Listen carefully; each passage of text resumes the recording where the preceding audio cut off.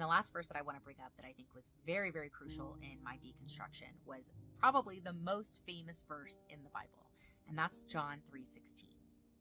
For God so loved the world that he gave up his only Son, that whosoever believes in him shall not perish, but will have everlasting life. And most people point to this and they say, how could you find fault in that? How could you have a problem with that? Look at the love.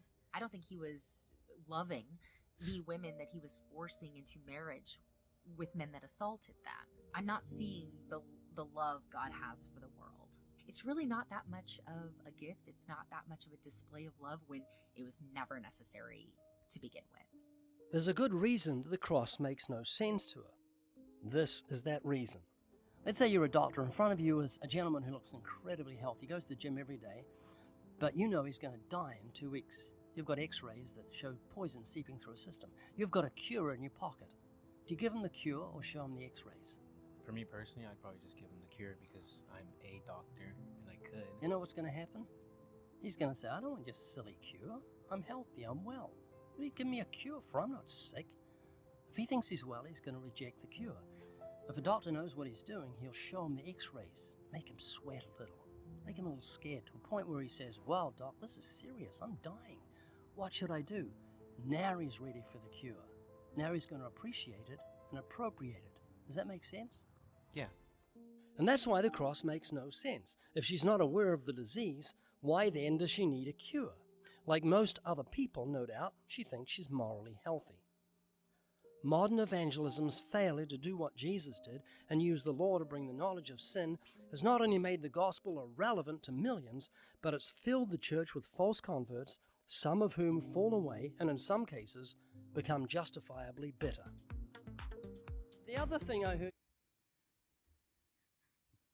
The cross was not necessary. Wow, okay.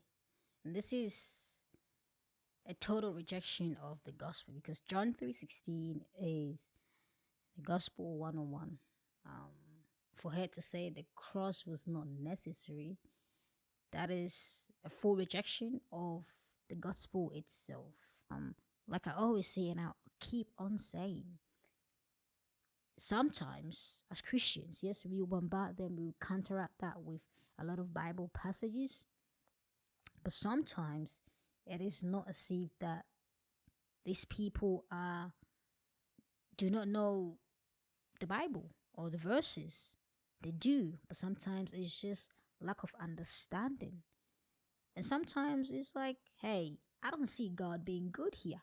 Like she said, I don't see God being loving here when he was commanding people that are being raped, women that are being raped to marry their rapist. Is God good or not? If we see God as good and God as loving and God as righteous and God as holy, then we know that he can never sin against us.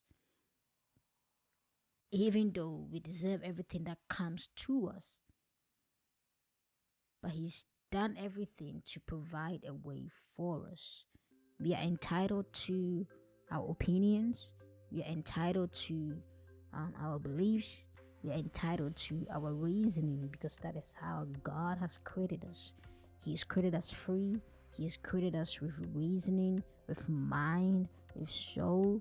And because of that, if we decide that what God is offering is not good, that's fine. If we decide that what God is offering is good and we want to receive it and believe in it, and that's fine too.